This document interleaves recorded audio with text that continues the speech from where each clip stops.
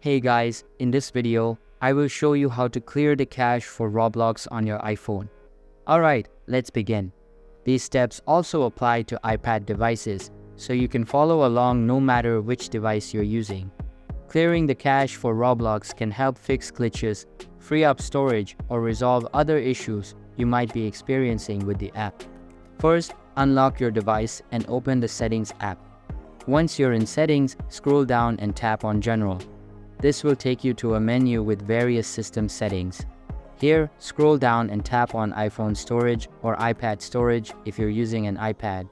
Tap on it, and you'll see a list of apps on your device, sorted by how much storage space they're using. Scroll through the list until you find Roblox.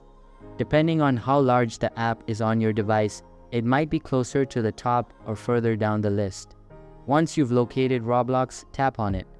This will bring up a page with detailed information about the app, including its file size and the amount of data it's using. You will see an option here called Offload App. Tapping this option clears the app's cache and frees up storage space without deleting the app itself or affecting your account's data. Once the process is complete, the app will appear grayed out on your home screen with a small cloud icon next to it. This indicates the app is ready to be reloaded. To finish up, tap on the Roblox icon to reopen the app. It might take a moment to reload, but don't worry, it's not reinstalling the app entirely, just refreshing it. Once it opens, you will see that your account is still logged in, and none of your data has been affected. So that's basically how you can clear the cache for Roblox on your iPhone. And that's it for this video.